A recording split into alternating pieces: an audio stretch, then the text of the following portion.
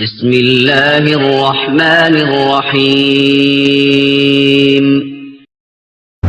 أعوذ بالله من الشيطان الرجيم بسم الله الرحمن الرحيم يسألونك عن الأنفال قل الأنفال لله والرسول فاتقوا الله وأصلحوا ذات بينكم وأطيعوا الله ورسوله إن كنتم مؤمنين إنما المؤمنون الذين إذا ذكر الله وجلت قلوبهم وإذا تليت عليهم آياته زادتهم إيمانا وعلى ربهم يتوكلون الذين يقيمون الصلاة ومما رزقناهم ينفقون أولئك هم المؤمنون حقا لهم درجات عند ربهم ومغفرة ورزق كريم كما أخرجك ربك من بيتك بالحق وإن فريقا من المؤمنين لكارهون يجادلونك في الحق من بعد ما تبين لهم كأنما يساقون إلى الموت وهم ينظرون وإذ يعدكم الله إحدى الطائفتين أنها لكم وتودون أن غير ذات الشوكة تكون لكم ويريد الله أن يحق الحق بكلماته ويقطع دابر الكافرين ليحق الحق ويبطل الباطل ولو كره المجرمون. السلام عليكم ورحمة الله وبركاته.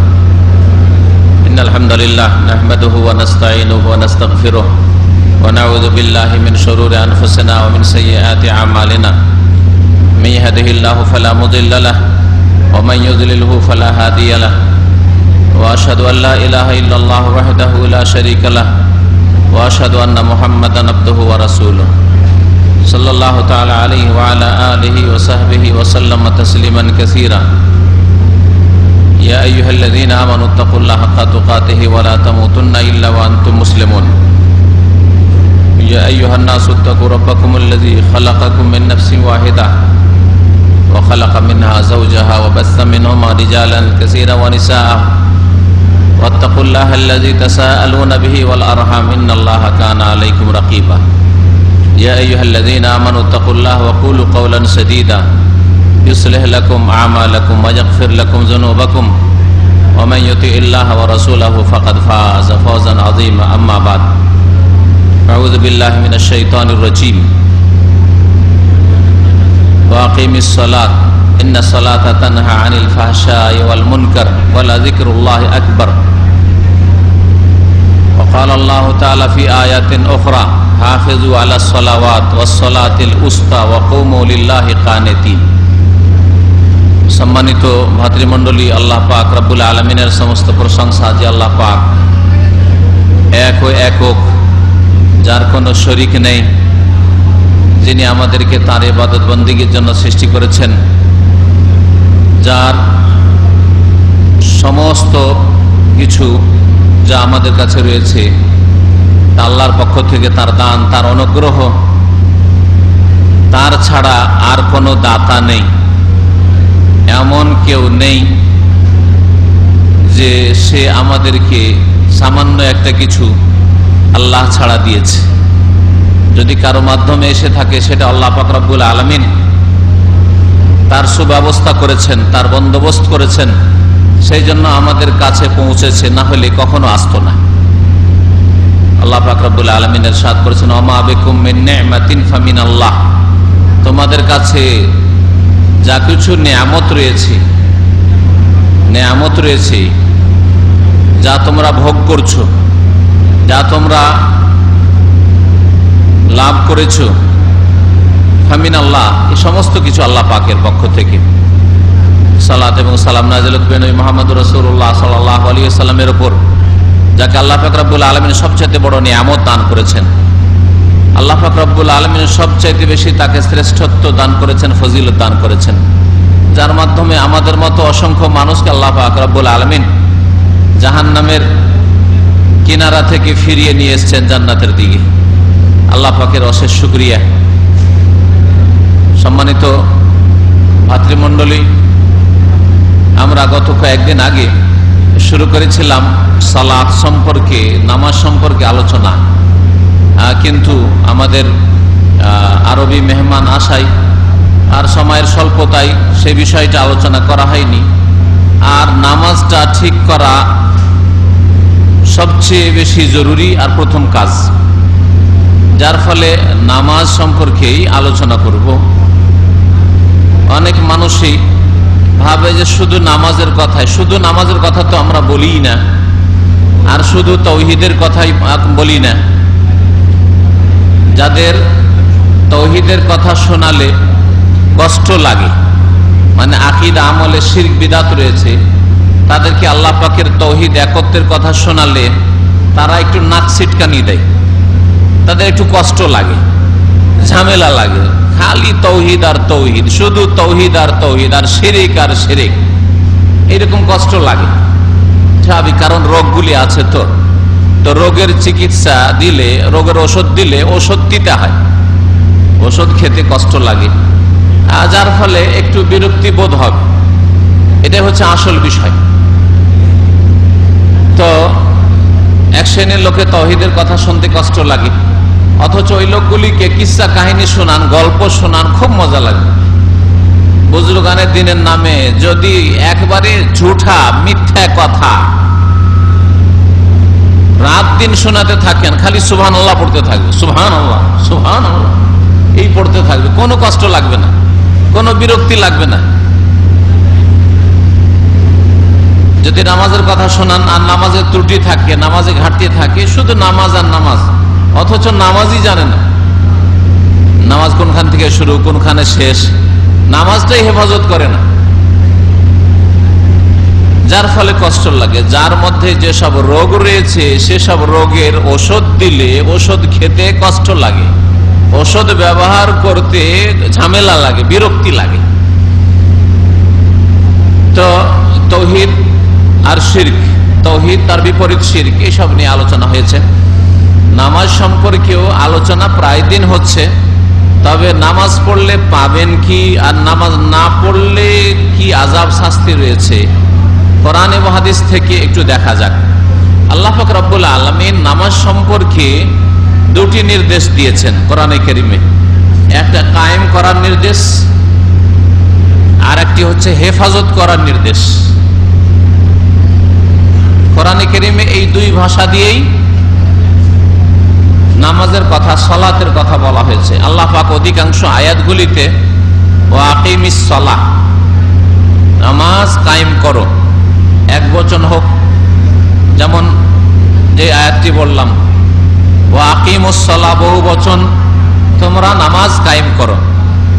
কখনো নবী মুহাম্মদ সাল্লাল্লাহু আলাইহি সাল্লামকে সম্বোধন করে বলেছেন, আর কখনো মানব জাতিকে, প্রত্যেক মুসলিমকে সম্বোধন করে বলেছেন ওয়া আকিমুস সালাতা ওয়া আতুজ যাকাত, নামাজ কায়েম করো, যাকাত প্রদান করো। নামাজের পরে যাকাত বলেছেন। কোন জায়গায় কোরআনে কারীমে পাবেন না নামাজের পরে রোজা বা নামাজের পরে হজ, এইরকম করে পাবেন না, কিন্তু কোরআনে কারীমে প্রায় জায়গাতে আকিমুস সালার সাথে ওয়া আতুজ যাকাত আছে। আল্লাযীনা ইউকিমুনাস সালাতা ওয়া ইউতুনাজ যাকাত, আল্লাযীনা ইউকিমুনাস সালাতা ওয়া মিম্মা রাযাকনাহুম ইউনফিকুন, যারা নামাজ কায়েম করে, নামাজ প্রতিষ্ঠা করে, আর যা আমি তাদেরকে দান করেছি, রিজিক দিয়েছি, তা থেকে তারা ব্যয় করে, খরচ করে। এইভাবে আল্লাহ পাক রব্বুল আলামিন নামাজ, সালাত আর যাকাত, নামাজ যাকাতের কথা আল্লাহ পাক কোরআনে কারীমের বহু আয়াতে উল্লেখ করেছেন। আর দ্বিতীয় নির্দেশ হচ্ছে আল্লাহ পাক রব্বুল আলামিনের হেফাজতের নির্দেশ, হাফেজু আলাস সালাওয়াত। আল্লাহ পাক বলছেন যে তোমরা নামাজগুলির হেফাজত করো, আলাস সালাওয়াত। তাহলে বোঝা গেল যে একটি নামাজ নেই, একাধিক নামাজ আছে, আর তা হচ্ছে 5 ওয়াক্ত নামাজ যা আল্লাহ পাক ফরজ করেছেন। হাফেজু আলাস সালাওয়াত, নামাজগুলির হেফাজত করো, ফজরের হেফাজত করো, জোহরের হেফাজত করো, আসরের হেফাজত করো, মাগরিবের হেফাজত করো, এশার হেফাজত করো। হাফেজু আলাস সালাওয়াত ওয়াস সালাতিল উস্তা, আর বিশেষভাবে মধ্যবর্তী যে নামাজ, সেই নামাজের হেফাজত করো। এই উস্তা নামাজ কোন নামাজ, এই সম্পর্কে অনেক মত রয়েছে। ইমাম হাফিজ বিন হাজার রহমতুল্লাহ আলাইহি অনেকগুলি মত ফাথুল বারীতে উল্লেখ করেছেন, এছাড়া অন্যান্য আরো মুহাদ্দিসিনরা নকল করেছেন। অতগুলি মত আমাদের জানার প্রয়োজন করে না সাধারণ মানুষকে, কারণ অনেকগুলি হয়তো ঠিক নাই, বা অনেকগুলি অনেক দূরের কথা, যেগুলি কাছের কথা আর যেগুলি সবচাইতে ভালো অর্থ সেগুলি বয়ান করা উচিত। তার মধ্যে দুটি বর্ণনা করব। একটা হচ্ছে যে সলাতে উস্তা মানে আসর নামাজ, আসরের নামাজ, আর আরেকটি হচ্ছে সলাতে উস্তা মানে ফজর নামাজ। এই দুটা সবচেয়ে কাছের অর্থ, কারণ এই দুইটি নামাজ সবচেয়ে ভারী। আসর নামাজ ভারী ওই সব লোকদের জন্য যারা দুপুরবেলা খাওয়া দাওয়া করে ঘুমায়, বিশ্রাম করে। এই ঘুম থেকে ভরা পেটে যে ঘুম এসছে, গাঢ় ঘুম, ঘুম থেকে উঠে আসরের জামাত ধরা, এটা একটু কষ্টকর মানুষের জন্য, ইমান যদি বিশেষ করে দুর্বল হয়। হ্যাঁ, এদিকে খাওয়া দাওয়া করতে করতে 2-2:30 বেজে গেল। ব্যাচেলার মানুষেরা আপনারা যারা আছেন, রান্না বান্না করতে করতে আর খাওয়া দাওয়া করতে করতে 2-2:30, আধা ঘন্টা টাইম আছে, একটু শুয়ে যায়। শুয়ে গিয়ে আবার 3-3:30 উঠে নামাজ পড়া, একে যেমন তেমন কথা। অধিকাংশ লোক এই জন্য আসরের জামাত ধরেন। আসরের নামাজের পরেই টেলিফোন করে দেখবেন অধিকাংশ লোক ঘুমের ডুবে আছে। ও যদি নামাজও পড়ে, ডিউটি যদি থাকে 4টায়, তো 3:45 উঠে নামাজ পড়ে দৌড় দিয়ে ডিউটি যাচ্ছে। ডিউটি যদি 5টায় থাকে, তো 4:30 উঠছে, উঠে তাড়াতাড়ি করে নামাজটা পড়ে ডিউটি যাচ্ছে। এরকম বহু লোক দেখা যায়। এই সময়টা আসরের নামাজ পড়ে টেলিফোন করলে এইরকম মুসলিম অনেক পাওয়া যায় যে ঘুমের ঘরে টেলিফোন ধরছে আপনার। হ্যাঁ, সবচাইতে ভারী নামাজ এই দুইটি নামাজ, তার একটি হচ্ছে আসরের নামাজ। কার জন্য ভারী? যারা এই দুপুর বেলা খেয়ে বিশ্রাম করে।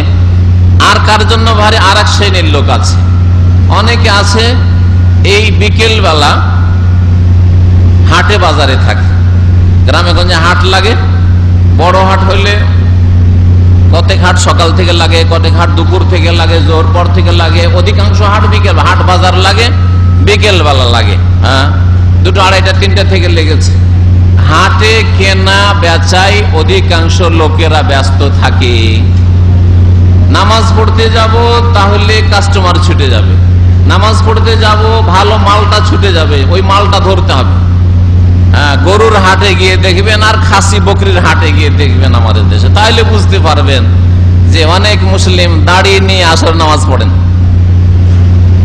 আমরা ছোটকালে দেখতাম কুরবানির গরু কিনে নিয়ে এসছে, কোরবানির খাসি কিনে নিয়ে এসছে, আসার পরে এশা পরে আসর পড়ছে, মাগরিব এশা একসাথে। এশার সময় হাট থেকে পৌঁছেছে। কোরবানি সুন্নতে মুআক্কাদা আদায় করার জন্য ফরজ গায়েব, সুন্নতে মুআক্কাদা কেনার জন্য, কোরবানি কেনার জন্য এদিকে আসর ছেড়েছে, মাগরিব ছেড়েছে। ওই এশা পরে এসে, এশারও জামাত গিয়েছে হয়তো, এসে সবগুলি নামাজ একসাথে পড়ছে। আল্লাহ পাক এইরকম নামাজ কবুল করবেন না।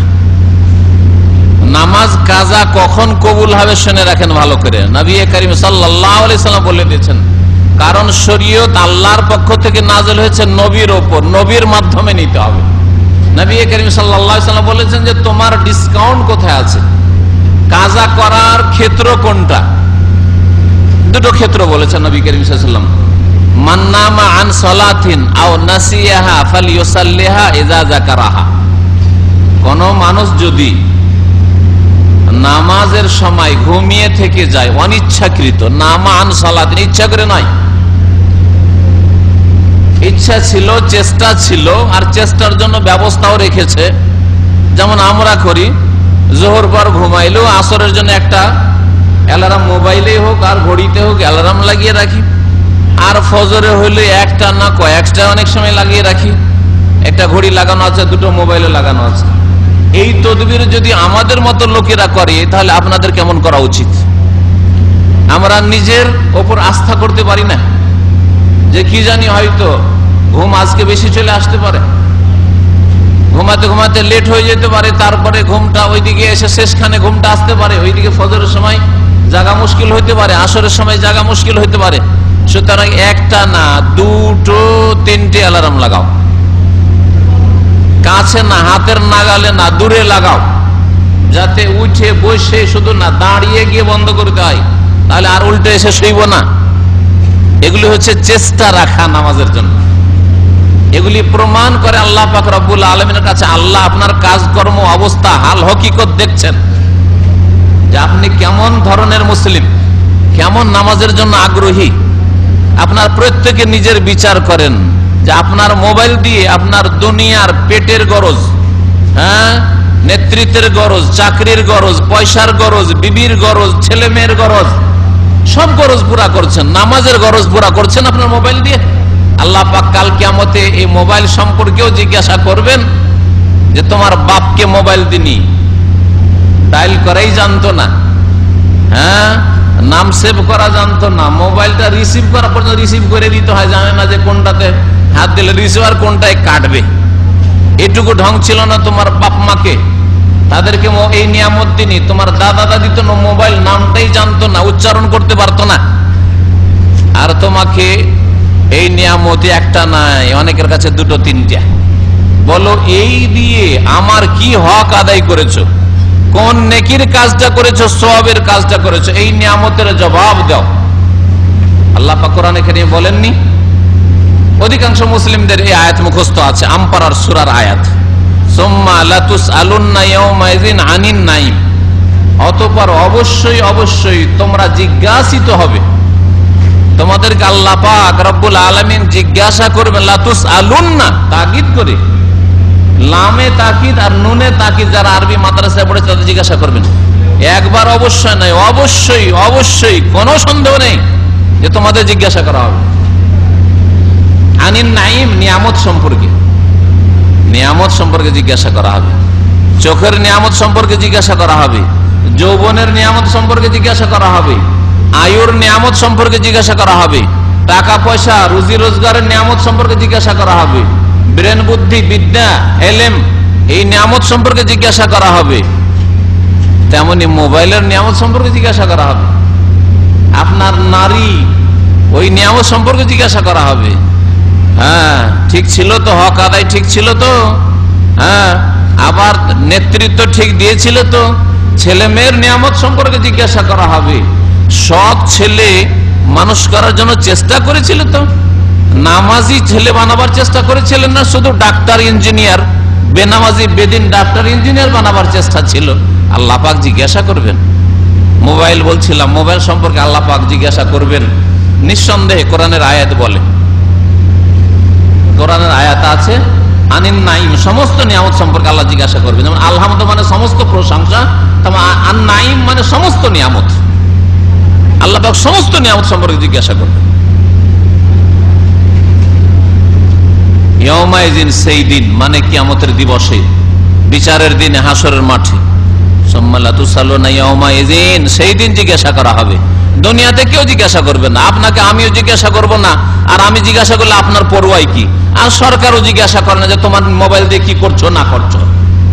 কিন্তু কিয়ামতের দিনে ইয়াউমাইযিন, সেই দিন আল্লাহ পাক রব্বুল আলামিন জিজ্ঞাসা করবেন যে তোমার মোবাইল দিয়ে বলো তো, ফজরে উঠেছিলে, আসরে উঠেছিলে, নামাজে গিয়েছিলে, সাহারিতে উঠেছিলে? তার সাথে আল্লাহ জিজ্ঞেস করবে যে তুমি এয়ারপোর্টে যাওয়ার জন্য মোবাইলে অ্যালার্ম লাগিয়েছিলে, উঠেছিলে? যাতে ফ্লাইটটা না ছুটে, যাতে ঠিক টাইমে, যেই টাইমে বিবিকে বলেছি ওই টাইমে বিবির ঘরে পৌঁছে যেতে পারি, ছেলে মেয়েরাকে বলি ছেলে মেয়েদের কাছে পৌঁছে যেতে পারি, ফ্লাইট তো মিস হয়নি। ডিউটি মিস হয়েছিল, 30 কিলোমিটার যেতে হতো। অনেক ভাইরা আছে এখানে আসেন, ওই সেকেন্ড সানায় যেতে হয়, সেকেন্ড ইন্ডাস্ট্রিয়াল সিটিতে যেতে হয়, 1 ঘন্টা লাগে যেতে, কমপক্ষে ভিড়ে আরো বেশি লাগে, আর 1 ঘন্টা আসতে, 2 ঘন্টা এমনি দিতে হয়, আর তারপরে 8 ঘন্টা 10 ঘন্টা 12 ঘন্টা ডিউটি করে আসে অনেকে। কোনদিন ডিউটি মিস হয়েছিল? না, মিস হয়নি। কারণ বাস মিস হয়েছিল? বাসও মিস হয়নি, কারণ বাসটা ছুটে গেলে 30 রিয়াল যেতে লাগবে। কে দেবে 30 রিয়াল? হ্যাঁ, সারাদিনে তো 30 রিয়াল বেতন পাই কি পাই না, তো 30 রিয়াল খরচ করে যাব? হ্যাঁ, ওই হিসাবের জন্য তো অ্যালার্ম লাগিয়েছিলেন। কিন্তু নামাজের কোটি কোটি সওয়াবের জন্য আর জাহান্নাম থেকে বাঁচার জন্য আল্লাহর সামনে প্রথম হিসাব হবে এ জবাব দেওয়ার জন্য নামাজের জন্য কি অ্যালার্ম লাগিয়েছিলে বান্দা? আব্দুল্লাহ, আব্দুল হাই, হ্যাঁ, আব্দুল করিম, আব্দুল হালিম, হ্যাঁ, আল্লাহর কাছে জবাব দিতে হবে। আল্লাহ পাক জিজ্ঞাসা করে, প্রত্যেককে জিজ্ঞাসা করবেন, মা মিনকুম মিন আহাদিন ইল্লা সায়ুকাল্লিমুহু রাব্বুহু ইয়াউমাল কিয়ামাহ। এমন তোমাদের মধ্যে কোনো মানুষ নেই পৃথিবীতে যে যার সাথে আল্লাহ পাক রব্বুল আলামিন কিয়ামতের দিনে সরাসরি কথা বলবেন না। শুনে রাখেন, এমন নয় যে বেঁচে যাব, এমন নয় যে আমাকে জবাব দিতে হবে না, হিসাব হবে না আমার। ইল্লা সায়ুকাল্লিমুহু রাব্বুহু, তার রব কথা বলবেন। ওয়ালাইসা বাইনাহু ওয়া বাইনাহু তরজুমান, আর আল্লাহর মাঝে আর ওই মানুষের মাঝে কোনো তর্জমান থাকবে না, অনুবাদক থাকবে না, ভায়া থাকবে না। পীর ওলি নবী রসুল ওই দিক থেকে কথা বলে নেবেন, আল্লাহ চলো, আমি কথা বলে নিচ্ছি আল্লাহর সাথে, চলো জান্নাত চলো, এটা হবে না, এমনটা হবে না। প্রত্যেকের সাথে সরাসরি আল্লাহ কথা বলবেন, কোনো ভায়া থাকবে না, মাধ্যম থাকবে না, অনুবাদক থাকবে না। আল্লাহ পাক রব্বুল আলামিন যেদিন জিজ্ঞাসা করবেন, সামনে দেখবে, ডানে দেখবে, বামে দেখবে, জাহান্নাম নজরে আসবে, জাহান্নাম। ফাত্তাকুন নার ওয়ালাউ বিশিক্কি তামরা, তাই নবী করিম সাল্লাল্লাহু আলাইহি ওয়াসাল্লাম বলছেন, জাহান্নামের আগুন থেকে তোমরা বাঁচার চেষ্টা করো, বাঁচার চেষ্টা করো। ফরজ তো আদায় করতে হবে, তারপরে অতিরিক্ত ইবাদত সম্পর্কে, নফল সম্পর্কে বলছেন ওয়ালাউ বিশিক্কি তামরা, যদি খেজুর একটা নাও পাও, একটা খেজুরের টুকরো, খেজুরের একটা অংশ দিয়েও যদি জাহান্নাম থেকে বাঁচতে পারো, বাঁচার চেষ্টা করবে। তাহলে ফরজ বাদ দিয়ে শুধু খেজুর দিয়ে কি আর জান্নাত পাওয়া যাবে? হ্যাঁ, জাহান্নাম থেকে বাঁচা যাবে? প্রথমে ফরজটা ঠিক রাখতে হবে। আর সবচাইতে বড় ফরজ মুসলিম জীবনে তাওহীদের পরে, কালিমা তাইয়্যিবার শাহাদাতের পরে, আল্লাহকে বিশ্বাস করার পরে, পরকালে বিশ্বাসী হওয়ার পরে, ঈমান যেগুলি ঈমানের পিলার সেগুলি বিশ্বাস করে নেওয়ার পরে 5 ওয়াক্ত নামাজ, এটা প্রথম বিষয়। আমাদের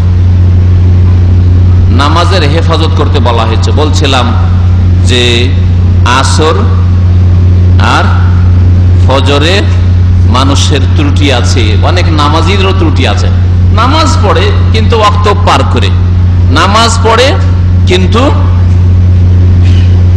এইরকম কাজা করে, যেই কাজা ইসলামে জায়েজ নাই।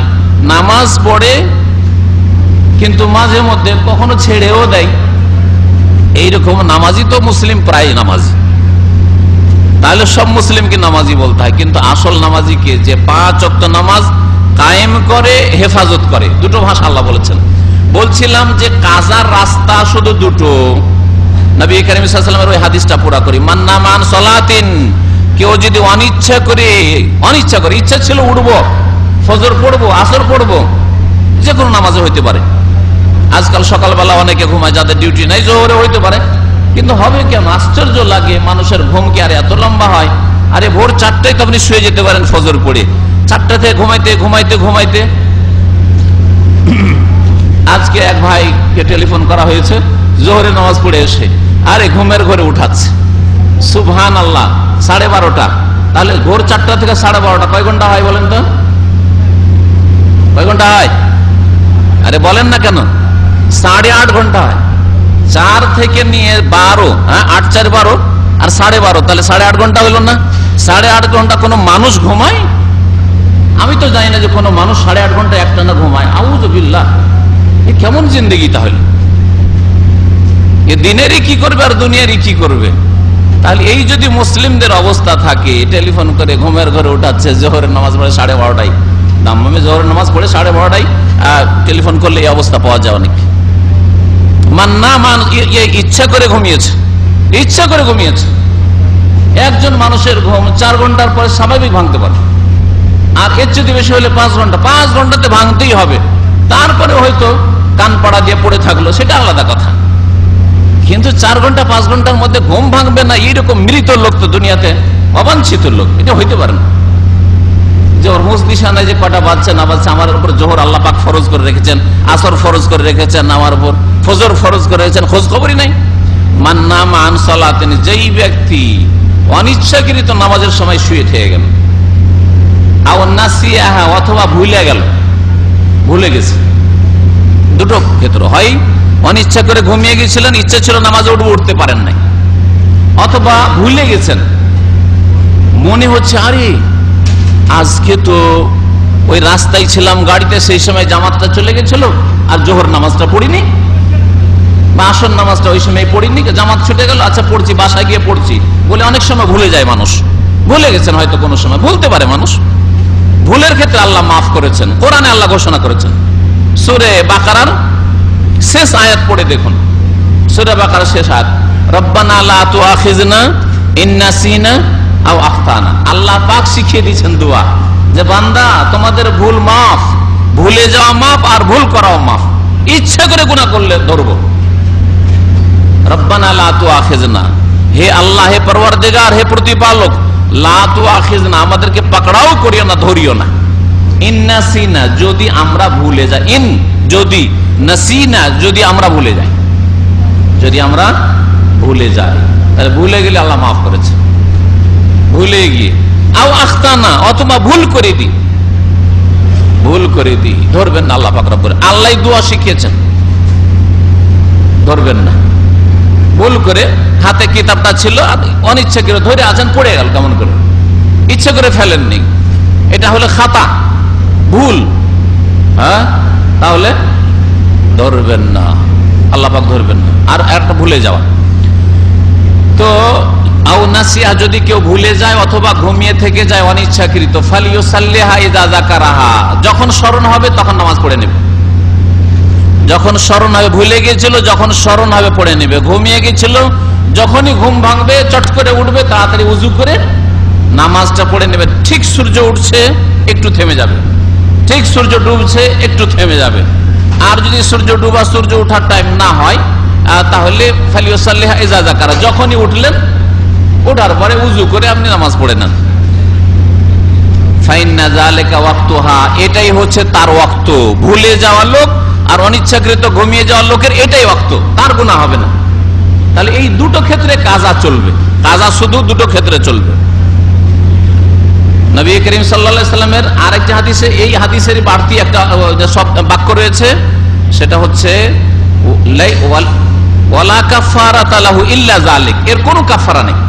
নামাজের কাফারা নেই, ওই যে দেশীয় কাফারা। তোমার মা এতদিন নামাজ পড়তে পারেনি, অসুখ হয়েছিল, তোমার বাপ এতদিন অসুখ হয়েছিল, মুমূর্ষু হয়ে অবস্থায় ছিল, নামাজ পড়তে পারেনি, এত টাকা তোমার কাফারা ধরা হয়েছে নামাজের। ওই মোল্লাদেরকে বলবেন যে ঠিক আছে এই টাকা দিয়ে দিব, কিন্তু আমাকে একটা লিখিত দাও যে কাল কিয়ামতে আল্লাহর সামনে গুনার বোঝা আমি উঠিয়ে নেব, যে নামাজের কাফারা আমি যেহেতু আদায় করে নিয়েছি 10,000 টাকা 20,000 টাকা, সেই জন্য গুনার বোঝা আমি নিজে নিয়ে নেব, এটা লিখিত দাও। চাইবেন আপনারা? শিখিয়ে দিলাম যে লিখে দাও যে আমি কোরআন এবং হাদিসের আলোকে আল্লাহর শপথ করে লিখছি যে আমি তোমার বাপের গোনা, তোমার মায়ের গোনা আমার কাঁধে উঠিয়ে নেব কিয়ামতের দিন। তুমি 10,000 টাকা দিলে তোমার বাপ মাপ পেয়ে যাবে। এই জামানত যদি নিতে পারে তাহলে এই বিদাত করবেন। আর এই বিদাত করা কোনো মতেই জায়েজ নাই। তারা যদি মোল্লারা বিদাতি হয় তো আপনি কেন বিদাতি হবেন? আল্লাহ আপনাকে বিবেক বুদ্ধি দিয়েছেন। নবী করিম সাল্লাল্লাহু আলাইহি ওয়াসাল্লাম বলছেন যে নামাজের কোনো কাফারা নেই, লা কাফারাতা ইল্লা যালিক। নামাজের এই দুটি ক্ষেত্রে শুধু আল্লাহ ছাড় দেবেন, মাফ করবেন। অনিচ্ছাকৃত ঘুমিয়ে গিয়েছিলে, ভুলে গিয়েছিলে, পড়ে নাও, কাফারা হয়ে গেল, আর কোনো কাফারা নেই।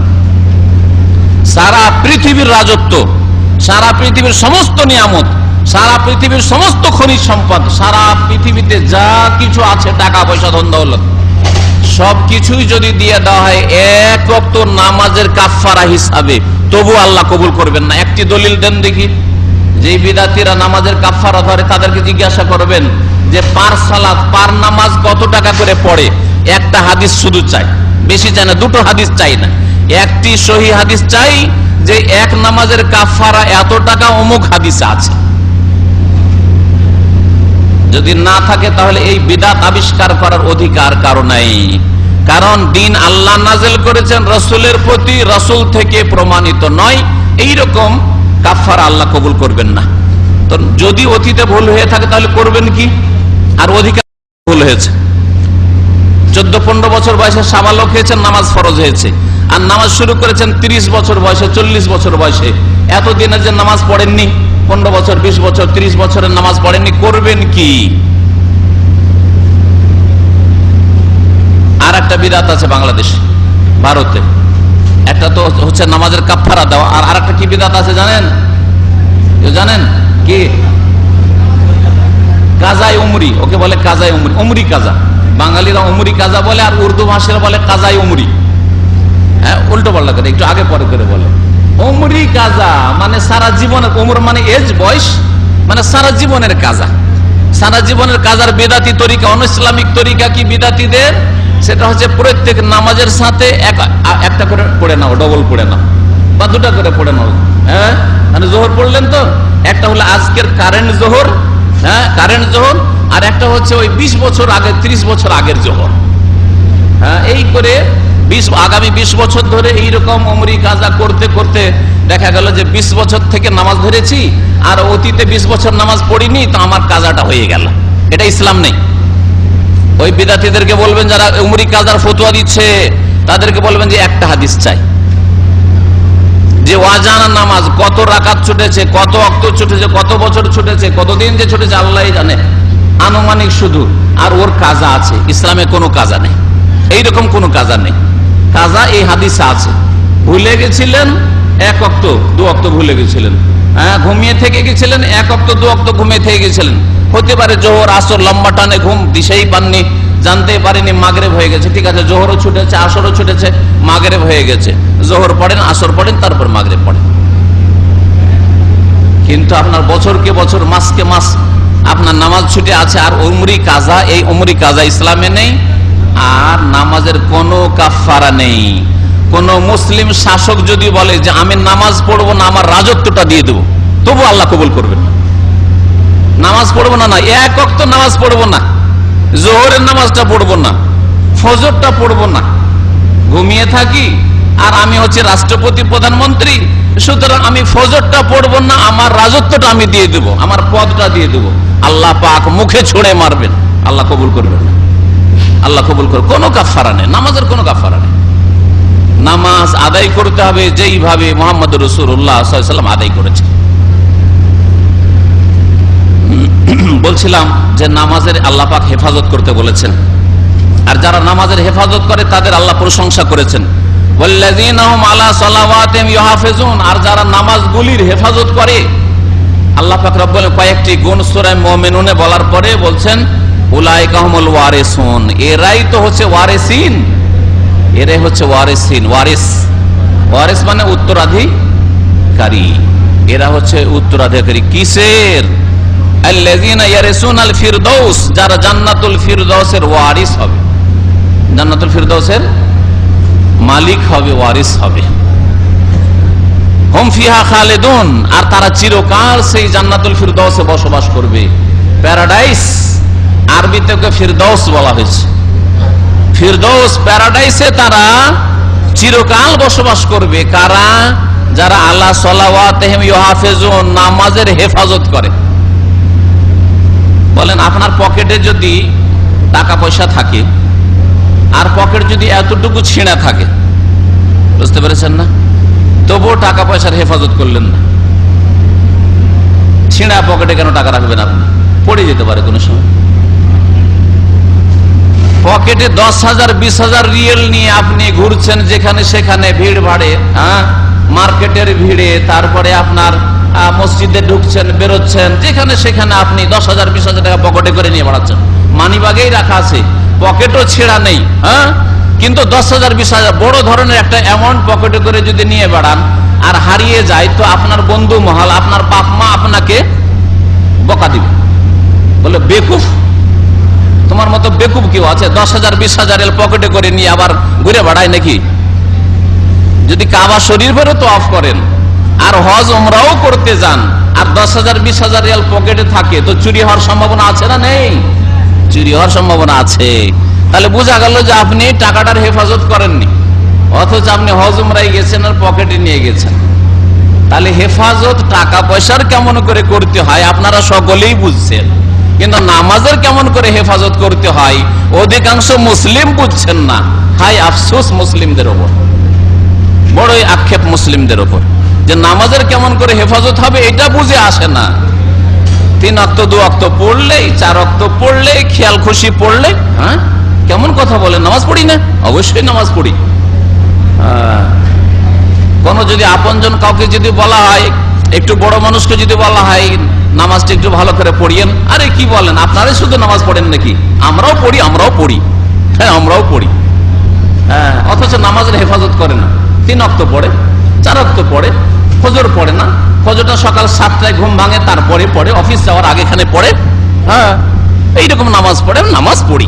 এই নামাজ পড়াই কাজ হবে না। নামাজের আল্লাহ পাক হেফাজত করতে বলেছেন। দুনিয়ার হেফাজত কেমন করে করেন, চাকরির হেফাজত কেমন করে করছেন?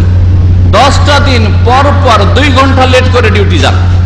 2 ঘন্টা না, আমি মনে করি আধা ঘন্টা লেট করে যদি ডিউটি যান 10টা দিন কন্টিনিউ, তাহলে আপনার অবস্থা খারাপ করে দেবে।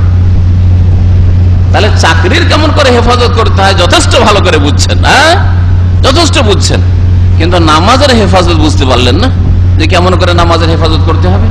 আল্লাহ পাক যেন আমাদের বুঝার তৌফিক দান করেন। যারা আখিরাতকে আগে বুঝবে আর দুনিয়াকে পরে বুঝবে তারাই কামিয়াব।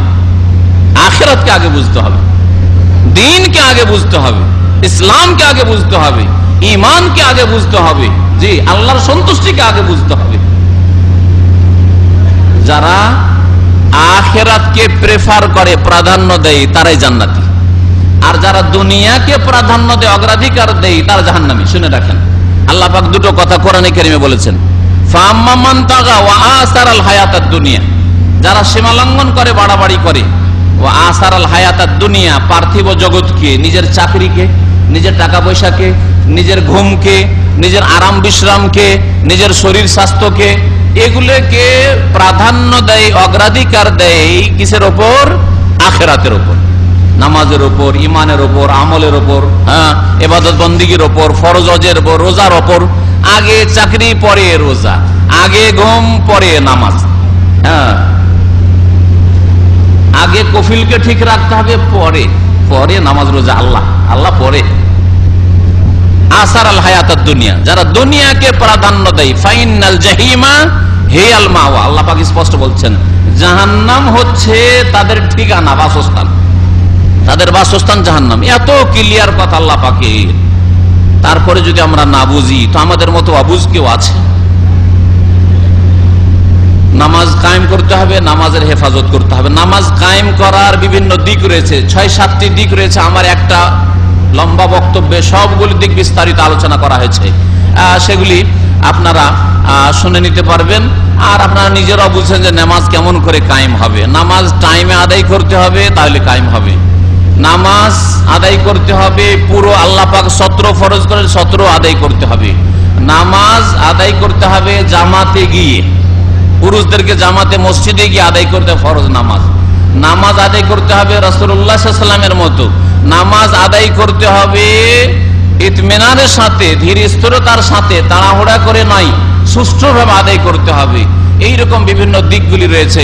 নবী করিম সাল্লাল্লাহু আলাইহি ওয়াসাল্লাম কোনখান থেকে নামাজ শুরু করেছেন, কোনখানে গিয়ে শেষ করেছেন, কোনখানে কি পড়েছেন, সারা জীবনটা চলে গেল, আপনার মুখস্থই হইল না, এটা চলবে না।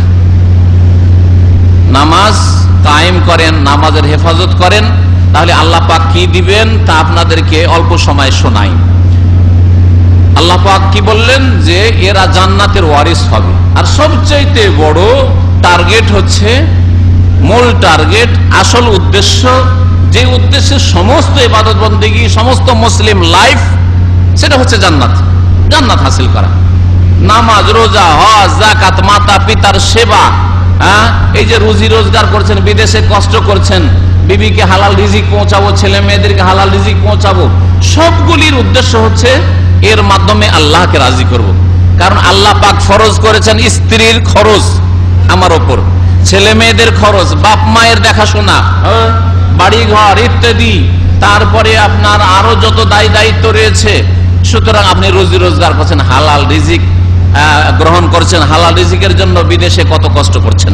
তাহলে সমস্ত কাজ যে মুসলিম জীবনে হয়ে থাকে, সবগুলির আসল উদ্দেশ্য হচ্ছে আল্লাহর সন্তুষ্টির মাধ্যমে জান্নাত লাভ করা। নামাজ পড়লে আল্লাহ পাক বলছেন জান্নাত পাবে, দিন দুনিয়া সুখী হয়ে যাবে। নবী করিম সাল্লাল্লাহু আলাইহি সাল্লামের এই মর্মে অনেক হাদিস রয়েছে। আল্লাহ পাকের রাসূল সাল্লাল্লাহু আলাইহি ওয়াসাল্লাম বলছেন, আর আইতুম লাউ আন্না নাহারান বিবাবি আহাদিকুম, সহিহ মুসলিমের হাদিস। আচ্ছা বলো তো, তোমাদের বাড়ির সামনে যদি একটা নহর থাকে, মানে নদী, একটা নদী প্রবাহিত, আর নদীর পানি সবচাইতে স্বচ্ছ পরিষ্কার পানি, প্রবাহিত পানি বয়ে চলে যাচ্ছে, জমে থাকা পানি নয়, পুকুরের মতো বা জলাশয়ের মতো। লাউ আন্না নাহরান বিবাবি আহাদিকুম, তোমাদের বাড়ির সামনে, বাড়ির গেটেই যদি একটা নদী থাকে, ইয়াগতাসিলু ফিহি কুল্লা ইয়াউমিন খামসান, আর প্রত্যেক দিন যদি একজন মানুষ 5 বার করে গোসল করে, বাড়ির সামনেই নদী, সুতরাং কষ্ট করে যেতে হবে না, যেতে ঘেমে যাবেন, আবার গোসল করে বাড়ি আস্তে আস্তে আবার ঘেমে গেলেন, আর শরীর আবার খারাপ হয়ে গেল, গন্ধ হয়ে গেল, না, এরকম নয়। বাড়ির সামনেই নদী, কষ্ট, যেতেও দেরি লাগে না, আর গোসল করে ঘরে ঢুকতেও দেরি লাগে না।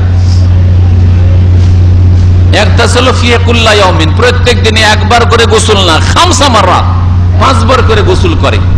নবী করিম সাল্লাল্লাহু আলাইহি ওয়াসাল্লাম সাহাবারা জিজ্ঞাসা করছেন যে আচ্ছা বলো তো তোমরা, হাল ইয়াবকা মিন দারানিহি শাই, তার কোনো ময়লা থাকবে শরীরে?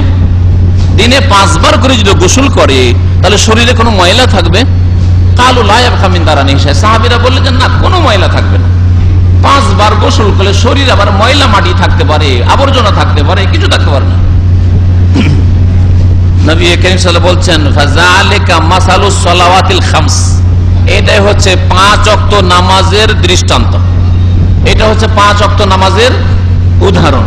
5 ওয়াক্ত যে নামাজ পড়লো সে 5 বার গুনাহ থেকে পাক সাফ হওয়ার জন্য, গুনার ময়লা থেকে, আবর্জনা থেকে, নাপাকি থেকে পবিত্রতার জন্য, পরিষ্কার পরিচ্ছন্ন হওয়ার জন্য যেন গোসল করে নিল। উযু করে মসজিদে আসলো মানে গুনাহ থেকে গোসল করে নিল, আবার উযু করে মসজিদে আসলো, নামাজ পড়লো, গুনাহ থেকে গোসল করে পরিষ্কার পরিচ্ছন্ন হয়ে গেল। ইয়ামহুল্লাহু বিহিন্নাল খাতায়া, সমস্ত গুনাহ আল্লাহ পাক রব্বুল আলামিন ধুয়ে মুছে সাফ করে দেন ওই ব্যক্তির শরীর থেকে, যেই ব্যক্তি 5 ওয়াক্ত নামাজ পড়ে। নবী করিম সাল্লাল্লাহু আলাইহি ওয়াসাল্লাম তাহলে এই হাদিসে কি বললেন, যে গুনাহ থাকে না। আর যেই ব্যক্তি গুনাহ মুক্ত মানে সে নিষ্পাপ, গুনাহ হইলেও হয়নি, ভুল হইলেও হয়নি। নবী করিম সাল্লাল্লাহু আলাইহি ওয়াসাল্লাম বলছেন, আত-তাইবু মিনাজ যামবি কামাল্লা যামবা লাহু, যে ব্যক্তি গুনাহ থেকে ক্লিয়ার হয়ে যায়, তওবা করে সংশোধন করে, সেই ব্যক্তি ওই লোকের মতো হয়ে যায় যার কোনো গুনাহ নেই। তাহলে একটা নিষ্পাপ ছেলে, যে নতুন ভূমিষ্ঠ হয়েছে, বা মাসুম ছেলে, নাবালক ছেলে, যার কোনো গুনাহ নেই, ওর মতো আপনি হয়ে যেতে পারছেন এই 5 ওয়াক্ত নামাজের মাধ্যমে। 5 ওয়াক্ত নামাজ পড়ছেন মানে ওই আপনার নাবালক 5 বছর 7 বছরের ছেলে, যে নিষ্পাপ মাসুম বাচ্চা, ওর মতো যেন আপনি হয়ে যাচ্ছেন। তাহলে নামাজ দ্বারাই যদি এত পরিষ্কার পরিচ্ছন্ন হয়ে যান, তো বাকি অন্যান্য ইবাদত বন্দেগীতে তো আপনি আরো পরিষ্কার পরিচ্ছন্ন হচ্ছেন, আরো আপনার গুনাহ খাতা মাফ হচ্ছে, আরো মর্যাদা উঁচা হচ্ছে। সুতরাং আপনার নেকির ব্যালেন্স বাড়তেই আছে, আপনার জান্নাতে মর্যাদা উঁচু হইতেই আছে। কত যে আল্লাহ পাক রব্বুল আলামিন মহা সম্মানের জায়গা আল্লাহ পাক জান্নাতে তৈরি করে রেখেছেন মুমিনদের জন্য, আল্লাহ পাকই ভালো জানেন।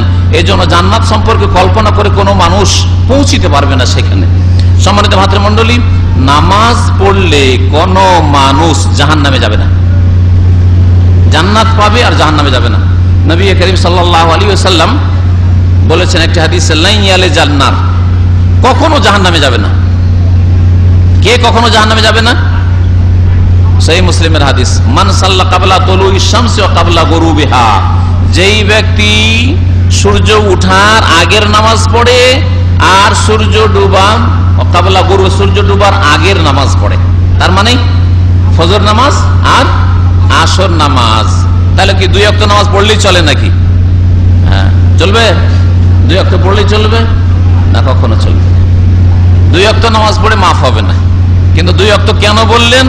এই জন্য বললেন যে যেই মুসলিম জানে, প্রত্যেক মুসলিমই জানে যে 5 ওয়াক্ত নামাজ ফরজ, আর যেই মুসলিম ফজর পড়তে পারে জামাতে, যেই মুসলিম জামাতে আসর পড়তে পারে, সে কখনো মাগরিব এশা ছাড়বে না, কখনো জোহর ছাড়বে না, কখনো ছাড়বে না। আপনি পৃথিবী খুঁজে কোথাও একটি লোক পাবেন না যে লোকটা আসরও পড়ে আর ফজরও পড়ে কিন্তু জোহর পড়ে না, এমন লোক পাবেন না, কিছু কখনো খুঁজে পাবেন না।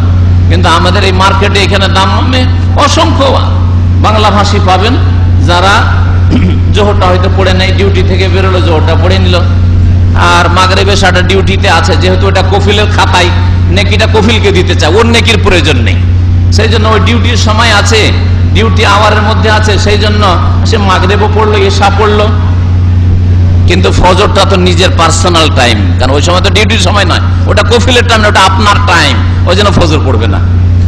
আসরের সময় তো বিশ্রামের সময়, সেই জন্য আসর পড়বে না। আসর যেই ব্যক্তি পড়লো আর ফজর পড়লো, সে মুনাফিকি থেকে মুক্ত হয়ে গেল।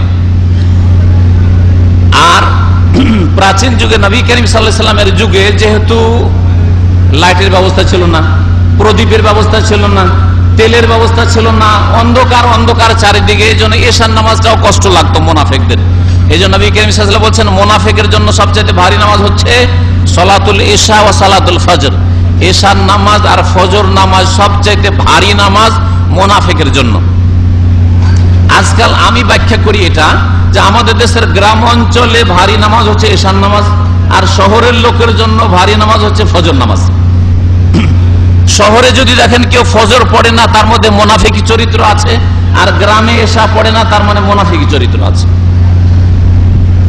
মাগরিব পরে গ্রাম অঞ্চল অন্ধকার হয়ে যায়, বিদ্যুৎ নেই, অন্ধকার হয়ে যায়, মসজিদে যেতে অন্ধকার, রাস্তা অন্ধকার, মসজিদ অন্ধকার, যেতে ভালো লাগে না, তাড়াতাড়ি খেয়ে দিয়ে ঘুমিয়ে যায়। এই আমরা যখন ছোট ছিলাম তখন এইরকম দেখতাম, মাগরিব পরে খেয়ে দিয়ে তাড়াতাড়ি ঘুমিয়ে পড়লো, অনেকে এশার সময় ঘুমিয়ে থেকে গেল। তাহলে গ্রাম অঞ্চলে মুনাফিকির লক্ষণ হচ্ছে এশার নামাজে না যাওয়া, আর শহরে মুনাফিকির লক্ষণ হচ্ছে ফজর নামাজে না যাওয়া। আর অধিকাংশ শহরের লোক, আর আজকাল গ্রামগুলো শহরের মতো হয়ে গেছে, ঘরে ঘরে টিভি, রাত 12টা 1টা পর্যন্ত টিভি দেখছে, আর তারপরে কখন যে ঘুমাইলো জানে না, আর ফজর তো কখন হইলো জানেই না। সকাল 7টা 8টার সময় ঘুম ভাঙে, আর ঘুম ভাঙার পরে আরে সব 8টা বেজে গেছে, আচ্ছা তো 8:30 9টায় তো ডিউটি বেরোতে হবে, আচ্ছা নামাজটা পড়েই নি, এইরকম নামাজ পড়ে। অথবা অফিসে গিয়ে চাপ কর্মক্ষেত্রে গিয়ে ওখানে গিয়ে তাড়াতাড়ি করে নামাজ পড়ে। এগুলো হলো আমাদের দেশের মুসল্লি, দেশীয় মুসল্লি, নিজেকে মুসল্লি মনে করে, অথচ টাইম পার করে নামাজ পড়ে। আল্লাহ পাক রব্বুল আলামিন সময় নির্ধারণ করে দিয়েছেন, ইন্নাস সালাতা কানাত আলাল মুমিনিনা কিতাবাম মাওকুতা। আল্লাহ পাক বলেন নিশ্চয় নামাজ মুমিনদের উপর কিতাবান মানে মাফরুজান ফরজ করা হয়েছে, মাওকুতান মানে ওয়াক্ত মোতাবেক, সময় মোতাবেক, সময় তার নির্ধারণ করে দেওয়া হয়েছে, শুরু শেষ নির্ধারণ করে দেওয়া হয়েছে। এর আগে পড়লেও নামাজ হবে না, আর পরে পড়লেও ওইভাবে নামাজ হবে না বিনা কারণে। যেমন জোহরের নামাজ কেউ যদি বলে সকাল 10টায় পড়ে নি, বা ফজরের নামাজ রাত 2:30 বেজে গেছে পড়ে নি, আর তারপরে ঘুমিয়ে যায়। আমাদের অনেক সময় এরকম হয়, সফরে গিয়ে দেখলাম যে ভোর 2:30 হয়ে যাচ্ছে, 2টো, এখন যদি ঘুমাই তো উঠাই মুশকিল, 1 ঘন্টা জাগতে হবে, যাক 2টো 2:30টার সময় ফজরটা পড়ে নি, চলবে না? 3টের সময় আজান হবে, 3:30টায় আজান হবে, আজান হইলে নামাজ পড়তে পারেন না, আজানের আগে না, আজানের টাইম হইতে হবে। সময়ের আগে যেমন নামাজ হবে না, সময়ের পরে সূর্য ওঠার পরে নামাজ হবে না, ফজর নামাজ সূর্য ওঠার পরে হবে না। তো আল্লাহ পাক রব্বুল আলামিন সময়কে নির্ধারণ করে দিয়েছেন। এর আগে আমি এই হাদিসটা মনে হয় বলেছি আপনাদের সামনে, যে যেই দিন মেরাজ থেকে নামাজ ফরজ হয় আর নবী করিম সাল্লাল্লাহু আলাইহি ওয়াসাল্লাম নামাজটা নিয়ে আসেন, পরের দিন সকালেই জিবরাইল আমিন আলাইহিস সালাম ফেরেশতা মক্কায় চলে আসেন, আর 2 দিন 24 করে 48 ঘন্টা থাকেন তিনি মক্কায়। সবচেয়ে বেশি সময় জিবরাইল আলাইহিস সালাম 48 ঘন্টা থেকেছেন নামাজ ফরজ হওয়ার পরে। আল্লাহর ফেরেশতা জমিনে এত লং টাইম ধরে জিবরাইল থেকেছেন, আর এইরকম কোন নজির মনে হয় পাওয়া যায় না। 48 ঘন্টা। প্রথম দিন আউয়াল ওয়াক্তে নামাজ পড়ে, ফজর আউয়াল ওয়াক্তে, যোহর আউয়াল ওয়াক্তে, আসর আউয়াল ওয়াক্তে, মাগরিব একেবারে আজানের সাথে সাথে, এশা আউয়াল ওয়াক্তে, এইভাবে পড়িয়ে দিলেন। দ্বিতীয় দিন সবগুলি নামাজ শেষ ওয়াক্তে, ফজর নামাজ একবারে ফরসা হওয়ার পরে। আমাদের দেশীয় নামাজ, আমাদের দেশে ফজর নামাজটা অধিকাংশ আমাদের মুসলিম ভাইরা কখন পড়ে? ওই জিবরাইলের শেষ দিনের নামাজ, আগে নিয়ে আসতে চায় না, একেবারে অপছন্দনীয় টাইমে, দুনিয়া ফরসা হয়ে গেছে, সবকিছুই দেখা যাচ্ছে, তখন ফজর নামাজ পড়ে। সূর্য ওঠার আধা ঘন্টা 15 মিনিট আগে নামাজ পড়ে। এই নামাজটি অপছন্দনীয়, এই ওয়াক্তটি অপছন্দনীয় ওয়াক্ত, এটা শেষ ওয়াক্ত। আর নবী সাল্লাল্লাহু আলাইহি ওয়াসাল্লামের সাহাবায়ে কেরামরা কন্টিনিউ অন্ধকারে নামাজ পড়তেন। গালাস সহিহ বুখারীর হাদিসে রয়েছে, সহিহ মুসলিমে রয়েছে। গালাস মানে ভোরের অন্ধকারে, ভোর পূর্ব আকাশ ফর্সা হয়েছে কিন্তু ভোরের অন্ধকার হয়ে আছে, নামাজ পড়ে সাহাবীরা বলছেন যে আমরা ফিরতাম, মহিলারা নামাজ পড়ে পেছন দিক থেকে চলে যেত, মা ইউরাফনা মিনাল গালাস, তারপরে অন্ধকার হয়ে থাকতো। নামাজ পড়ে বেরিয়ে মহিলারা রাস্তা দিয়ে যাচ্ছে, চেনা যেত না যে কে এটা, কার বোন, কার স্ত্রী, কারকে চেনা যেত না। কারণ পর্দা লেটে ফরজ হয়েছে, পর্দা 6ষ্ঠ হিজরিতে ফরজ হয়েছে, আর নামাজ মক্কাতেই ফরজ হয়েছে। মদিনায় আসার পরে আজান শুরু হইলো, রোজা হইলো, পর্দা হয়নি। তাহলে চেহারা খুলে মহিলারা প্রথম দিকে চলাফেরা করতো, কারণ চেহারা ঢাকা বা ওই রকম পর্দা করা, শুধু যেমন একটা মহিলা ঢাকে, মাথা ঢাকে, হাত ঢাকে, ওই রকম করতো, কিন্তু হাত, চেহারা এগুলি খোলা থাকতো। এই অবস্থায় মহিলারা নামাজ পড়ার জন্য পেছন দিকে আসতো, পেছন দিকে নামাজ পড়ে চলে যেত। সহিহ বুখারী হাদিস রয়েছে, মহিলারা ফিরে চলে যেত, ইয়ানসারিফনা মিনাস সালাত মা ইউরাফনা মিনাল গালাস। অন্ধকারের কারণে চেনা যেত না যে কার বোন যাচ্ছে, কার মা যাচ্ছে, কার খালা যাচ্ছে, কার বিবি যাচ্ছে। আমাদের দেশের নামাজে চেনা যাবে না, যাবে না বলেন তো দেখি? হ্যাঁ বলেন, চেনা যাবে না, যাবে না? নামাজ পড়ে বেরান, কার মেয়ে আর কার স্ত্রী আর সুন্দরী না কি, সব চেনা যাবে, ঠিক কিনা? তাহলে এটা সুন্নতি নামাজ হইলো? সুন্নতের খেলাফ নামাজ। এই ফজরকে এত লেট করে পড়া সুন্নতের খেলাফ। বরং ভোরের অন্ধকারেই নামাজ পড়তে হবে, যেমন সৌদি আরবে আউয়াল ওয়াক্তে মোটামুটি নামাজ হচ্ছে ফজর নামাজ। তো এইভাবে জিবরাইল আলাইহিস সালাম 2 দিন নামাজ পড়িয়ে দিয়েছেন, 2 দিন নামাজ পড়িয়ে দিয়েছেন, আউয়াল ওয়াক্ত আর শেষ ওয়াক্তে। তারপরে নবীকে বলছেন যে ইয়া মুহাম্মদ, হে মুহাম্মদ সাল্লাল্লাহু আলাইহি ওয়াসাল্লাম, আল ওয়াক্তু মা বাইনা হাযাইনিল ওয়াক্তাইনি, নামাজের টাইম হচ্ছে এই 2 দিনের যে নামাজের টাইম, এর মাঝখানে হচ্ছে নামাজের টাইম, শুরু শেষ এর মাঝখানেই পড়বে। তো প্রত্যেকটি নামাজ আউয়াল ওয়াক্তে পড়া আবার ভালো, প্রত্যেকটি নামাজ আউয়াল ওয়াক্তে পড়া ভালো। একমাত্র গ্রীষ্মকালে, এখন যেমন গরমের দিন, গ্রীষ্মকালে গরমের দিনে জোহরের নামাজ একটু বিলম্ব পড়া ভালো। ফাইন্না ফাবরিদু বিসসালাহ ফাইন্না শিদ্দাতাল হাররি মিন ফাইহি জাহান্নাম, নবী সাল্লাল্লাহু আলাইহি ওয়াসাল্লাম বলেছেন ইজাস্তাদাল হাররু, যখন খুব গরম হবে, গ্রীষ্মকাল হবে, তখন জোহরের নামাজটা একটু লেট করে পড়িও, কারণ এই গরমের প্রখরতা জাহান্নামের একটা অংশ, জাহান্নামের ভাব যেন আসছে। দেখবেন আজকাল মনে হচ্ছে জাহান্নামের ভাব আসছে, মুখ ও শরীরকে মনে হচ্ছে ঝলসিয়ে দেবে, এইরকম হচ্ছে। তো এই জন্য জোহরের নামাজটা গরমের দিনে একটু লেট করে পড়া ভালো। বাকি ফজরের নামাজ আউয়াল ওয়াক্তে পড়া ভালো, আসরের নামাজ আউয়াল ওয়াক্তে পড়া ভালো, মাগরিবের নামাজ আজান দেওয়ার পরে 5 থেকে 10 মিনিট সময় দেন, তারপরে মাগরিবের নামাজ পড়ে নেন বিলম্ব না করে। এশার নামাজটা যদি সবাই, অধিকাংশ লোক লেট করতে পারে, তাহলে লেট করা ভালো, আর না হলে আউয়াল ওয়াক্তেই পড়া ভালো। যেমন এখানে আউয়াল ওয়াক্তে এশার নামাজ হয়ে যায়, যদি এশার নামাজ আপনি 10:30 11টা পর্যন্ত হয়তো পড়তে পারবেন, কোনো অসুবিধা নেই। যাই হোক, এই নামাজ সম্পর্কে যে আলোচনা করলাম, আশা করি নামাজ আপনারা পড়বেন। নবী সাল্লাল্লাহু আলাইহি ওয়াসাল্লাম বলেছেন যে জাহান্নামে যাবেন ওই ব্যক্তি যারা নামাজ পড়ে, জান্নাতে যাবে ওরা যারা নামাজ পড়ে। আর দুনিয়ার ক্ষেত্রে একটি হাদিস শুধু শুনিয়ে দিই, নামাজ ইফতারির টাইম হয়ে যাচ্ছে। মান সাল্লা সুবহা ফাহুয়া ফি জিম্মাতিল্লাহ, সহিহ মুসলিমের হাদিস। বলছেন মান সাল্লা সুবহা, যেই ব্যক্তি ফজরের নামাজ পড়লো সে আল্লাহর হেফাজতে থাকলো। কত বড় গুণ চিন্তা করেন। এটা দুনিয়ার নগদ কিন্তু ফায়দা, এটা আখিরাতের কথা বলছি না যে অনেক পরে পাবেন। ডেইলি ফজর নামাজ আপনি জামাতে পড়েন, মসজিদে পড়েন, আর ডিউটিতে বেরিয়ে যান, কাজে বেরিয়ে যান, ব্যবসায় বেরিয়ে যান, যেখানে যাবেন চলে যান, গাড়ি চালাচ্ছেন, আল্লাহর হেফাজতে, ফিয়ামানিল্লাহ, আল্লাহর হেফাজতে আপনি আছেন। আল্লাহ পাক রব্বুল আলামিন এই হেফাজতের সুব্যবস্থা দিয়েছেন ফজরের নামাজ। আর যেই ব্যক্তি ফজর নামাজ পড়ে সে অন্য কোনো নামাজে গাফেলতি করতে পারেন। আল্লাহ পাক যেন আপনাদের সকলকে 5 ওয়াক্ত নামাজ পড়ার তৌফিক দান করেন। আল্লাহ পাক আমাদেরকে যেন 5 ওয়াক্ত নামাজের হেফাজতের তৌফিক দান করেন। রব্বি জাআলনা মুকিমিস সালাতি ওয়া মিন যুররিয়াতিনা রব্বানা ওয়া তাকাব্বাল দুআ রব্বানা ইগফির লানা ওয়া লিইখওয়ানিনা আল্লাযিনা সাবাকুনা বিল ঈমান ওয়া লা তাজআল ফি কুলুবিনা গিল্লাল লিল লাযিনা আমানু রব্বানা ইন্নাকা রাউফুর রহিম। সুবহানা রাব্বিকা রাব্বিল ইজ্জাতি আম্মা ইয়াসিফুন ওয়া সালামুন আলাল মুরসালিন ওয়াল হামদুলিল্লাহি।